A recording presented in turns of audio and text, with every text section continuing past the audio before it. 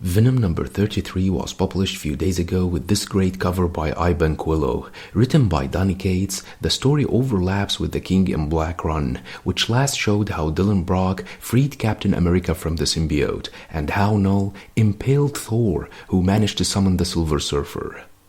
Our book for today opens with Spider-Man talking with Dylan at the lab of the Fantastic Four, saying that he has been where Dylan is right now. He lost his parents and a lot of the people he loved in his life, and thought that they would always be there to protect him. Spider-Man tells Dylan that he would feel that the world stopped spinning, but the world keeps going and keeps hitting him and never stops knocking him down. For many people, staying down is the only way to deal with it. But for people like Spider-Man and Dylan, they do have the power to stop it. They can get up, grab the world, and slow it down. They can make sure that things that happen to them never happen to anyone ever again. Spider-Man says that it's okay if Dylan doesn't want to get up right now. The world has fought monsters, devils, and gods more times than he can count, and he is sure that they can overcome this, and that they can do it with or without Dylan. Spider-Man wants Dylan to understand that sometimes being brave means admitting that he is scared and that he needs help. Eddie asks Spider-Man to take care of Dylan, and Spider-Man will protect him if he doesn't want to go out there. Dylan, however, says that he wants to hurt something. Meanwhile, in the symbiote hive mind, Eddie Brock, who had been killed by Null, joined forces with Flash Thompson and Rick Strickland to fight Null from within the hive. Eddie feels horrible pain, but doesn't understand what's going on. He then asks Flash how he is still alive. Flash said that his codex died after Eddie wore it, but doesn't mean that he died, as he ended up back in the hive. He heard what Eddie said at his grave about Flash being the better Venom and the better man, and saw Eddie's tears. It meant a lot to Flash that he wasn't forgotten and that he had done some good out there. He thanked Eddie and was about to shake his hand when Eddie screamed out of pain again, remarking that he is connected to Null and he feels that something is hurting him.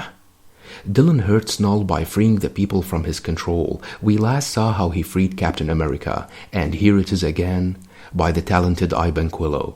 The heroes Null has taken over start to disappear after Dylan freed them.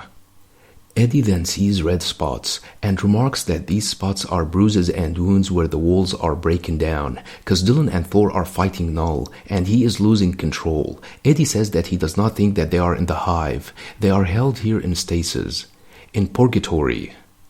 Eddie then goes through the wall, remarking that what lies beyond is either heaven or hell. They find themselves in the central nervous system that connects all of the symbiotes in the universe, the eye at the center of the storm, the God Hive. They then found the symbiotes that were cut off from the hive, as their connection was severed by Dylan and Thor, and that's why Null is keeping them caged, cause they are free of his influence. Eddie says that they have to bond with them and pilot them out of there and back to the fight in the living world. Rick says that this is a suicide mission, cause Null is going to notice that they try to free the symbiotes. Flash then says that he will go and free them. Eddie says that Flash is a hero and deserves better than this. Flash, however, says that Eddie keeps questioning himself and doesn't realize that he has faced the darkest evil in the galaxy and beaten it back. They all have dark pasts and everyone makes mistakes, but Eddie has the right to stand next to Cap and Spider-Man, cause he's a hero. He's Venom.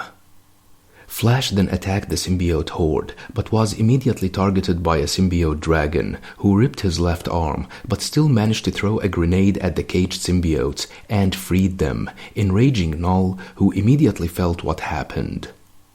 The freed symbiotes bonded with Flash, healed him, and turned him into a white symbiote dragon, which erupted from the pool of the living abyss into the living world, sending Null and Dylan flying away. Eddie tells Rick that Flash freed the symbiotes and downloaded his codex into one of them, and now he is fighting in the living world. They have to get out before Null sees what they are doing, but Eddie was late, as Null saw what they did and took control of Rick's symbiote.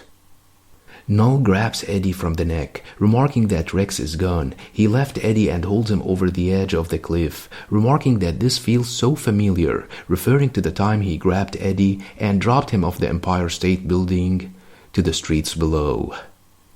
Another great issue by Donny Cates, with amazing artwork by the talented Ivan Quillo. Can't wait to see Flash Thompson fighting Null in the living world, with the Silver Surfer joining the final battle. Hope you liked the video. Don't forget to subscribe, share, and like. Thanks for watching and have a nice one.